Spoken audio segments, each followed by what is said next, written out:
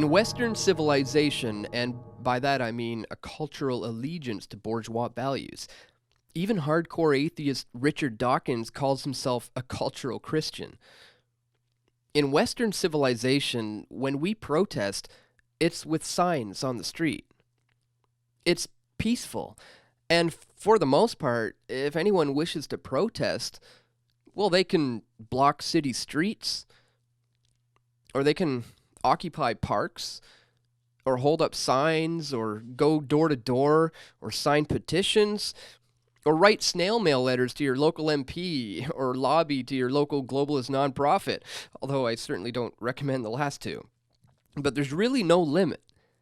You can even set up an unauthorized farmers market, like Vancouver did on 420 to protest cannabis prohibition.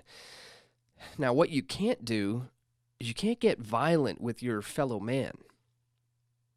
If you're protesting a new technology, let's say you're a horse and buggy tradesman and you're arguing that automobiles are too dangerous, well, it's not permissible to attack the car manufacturers. It's the same issue with taxicabs. The internet has made ride-sharing easier than ever before, and therefore, so goes the taxi company. Now, hopefully this understanding of why we no longer need taxicab medallions can ripple its way out to other sectors of the economy. But why the cabbie protests in Toronto, Ottawa, and elsewhere have gotten so violent is because the internet is threatening the cabbie income and their ability to raise a family. The cabbie and his family that came from abroad aimed for higher things, but they settled for government schools and cab medallions.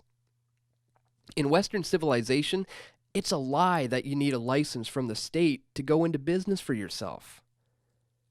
But governments will always act to regulate and cash in on all human behavior.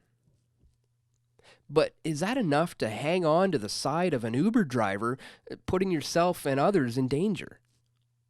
Is the rideshare threat enough to insult Uber drivers and their passengers? Why are these taxi drivers reacting so boldly? Is it racist now to say that this kind of protest is not welcomed in this country, even if they were born here? Canada is the epicenter of multiculturalism. Canadians started using the term as early as the 1970s when Prime Minister Pierre Elliott Trudeau was seeking to remake the country in his image. Progressive conservative Brian Mulroney finished up the job in 1988. Now, forced integration is a better term for immigration, and while America had a melting pot and Europe had nationalism, which was gradually undermined by the EU, Canadians embraced multiculturalism, an undermining and an acceptance of all other cultures as equal, except for the West. In this PC age, you can't be in a polite society and get away with saying, no, not all cultures are equal. There is a difference in moral and ethic values that, in the West, empowered free markets and smaller government, a lot of which has its roots in Christian theology and law. And so it must also be impolite to say the government is broken and its immigration policy is actually forced integration and overqualified immigrants are driving taxis. In a civil protest, especially one against a new technology, this kind of physical and verbal lashing out undermines society's norms. Even in this decadent cultural Marxist state that Canada has become, the cultural underpinnings of free enterprise and peaceful civil disobedience still linger. But what is it about the taxicab immigrants that are seeing their livelihoods threatened and transformed by this new technology? It's because they've never had to embrace Western bourgeois culture, and the public schools don't teach it, so their solution is aggression. Like the protests in the countries where they or their parents came from.